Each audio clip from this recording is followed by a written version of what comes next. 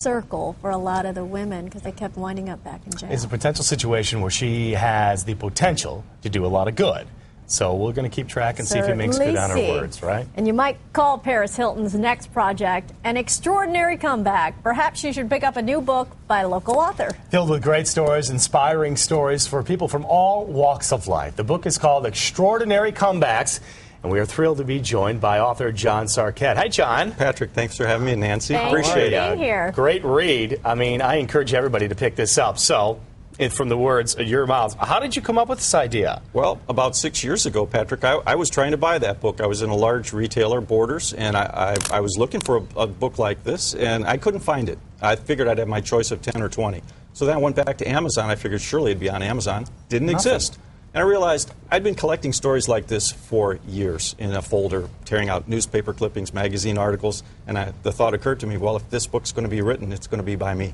Great. Well, here it is, and there's over 200 examples and stories in here. And one that caught my eye is Steve Jobs, only because the iPhone comes out tomorrow. Huge, highly awaited debut. What a story. What a comeback. What a comeback. Back in the 80s, Apple was succeeding with its products, and Jobs brought in John Sculley to run the company. And not long after, the relationship soured, and Jobs wound up getting booted out of his own company that he founded.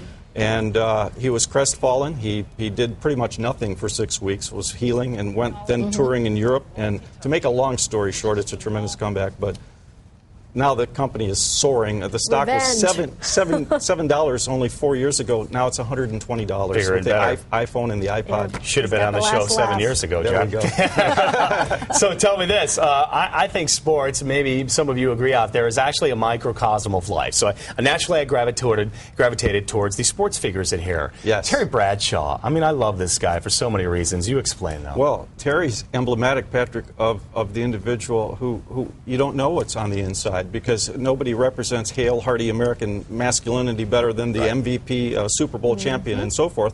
But he actually suffers from depression. He talked about it in a book he published recently.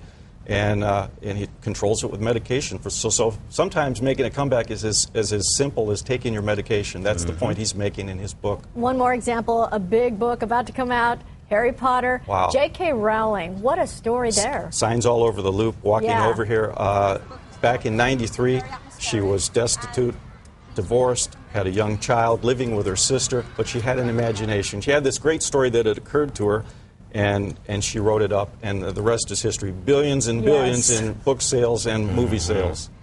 Give us some quick Chicago examples. A lot of Chicagoans with extraordinary comebacks. Nancy, Chicago itself is a comeback story. In 1871, it burned to the ground, and it came back bigger and better than ever. Great fire. Over at the United Center, we've got a statue to a kid who got cut from his high school basketball team. So that should, Michael Jordan, of course. Yes, of course. So that should provide great inspiration. And then there's many other stories. Oprah had a troubled childhood. Her career sprang out of that, and great heights. And then the huge Trump project over on the site of the Sun-Times. Trump himself was $2 billion underwater 10 years ago. And he worked his way out of that debt. So there's comeback stories everywhere. Thank you. And a lot of them in your book, Extraordinary Comebacks. Thank you, John, very much. Great book for the beach or wherever. You can pick it up anywhere, can't you? Yes, everywhere. All right, good. Thank you. Thank you, John. Well.